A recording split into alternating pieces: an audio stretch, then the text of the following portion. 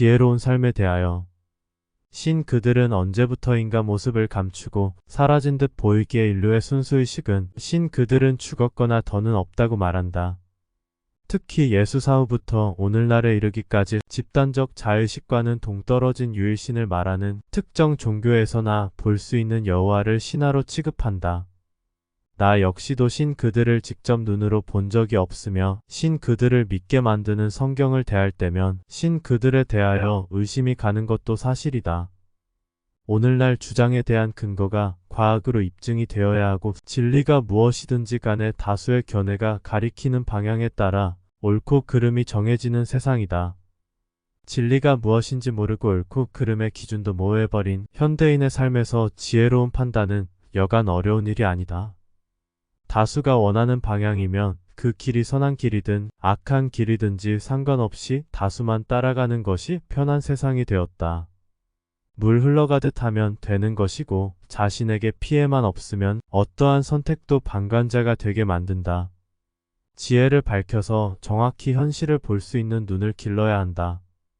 물론 어느 정도 깨침이 오지 않은 상태에서는 지혜를 밝혀야 하는 이유를 찾을 수 없으며 자신과 자신이 속한 집단의 이익 극대화만 중요시된다. 결정적으로 존재에 대한 탐구가 있기 전에는 눈뜬 장님처럼 본능에 이끌려 다닐 수밖에는 없게 된다. 수행이 아무리 깊어도 깨침이 아무리 크게 와도 존재를 들여다보지 않으면 지적인 대지에 지나지 않는다. 존재에 대한 탐구를 통하여 존재의 위선과 속임수를 알아야 한다. 이때의 탐구는 지식을 말하는 것이 아니며 텅 빈 공성의 이치를 터득한 후에 지혜와 직관을 통한 탐구를 말한다. 공성의 이치를 모르면서 하는 탐구는 분별하여 헤아리는 능력이 부족하여 매번 잘못된 선택을 할 확률이 매우 높다. 즉 비추어보는 공성의 일원론적 눈이 갖추어지면 선택에서의 오류는 상당 부분 감소하게 된다. 이때 이원론으로 분리하여 진리를 향한 끝없는 보정이 필요하다. 불교뿐만 아니고 모든 종교는 자신의 진리를 찾아가는 길에 있어서 수단에 불과하다. 즉 목적지는 불교가 아닌 자신만의 진리 추구이다. 만약 진리 추구의 길에서 위배된다면 그것이 무엇이든지 과감히 놓아버릴 수 있어야 한다. 그러려면 반드시 공성의 이치를 터득해야지만 온전히 목적지를 향하여 흔들림 없이 갈 수 있다.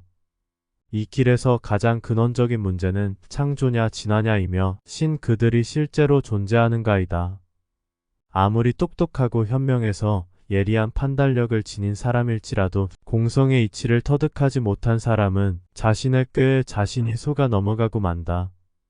그런 사람은 과학을 지나치게 맹신하기 때문인데 어찌 보면 과학이라는 신에게 믿음을 바치는 신도와 같다.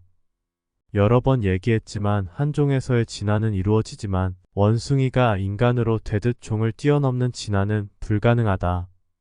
그러면 이 세상의 제일원인이 진화가 아니라면 창조라는 것인데 창조라는 것은 반드시 만든 자가 있어야 한다는 것이다.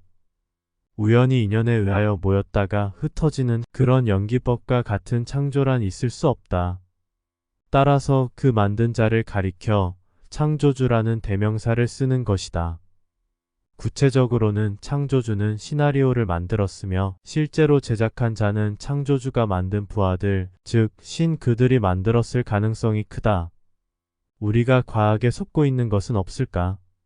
이런 의심이 존재를 들여다보는 열쇠다. 직관은 과학이 가리키는 방향이 잘못되었다고 말한다.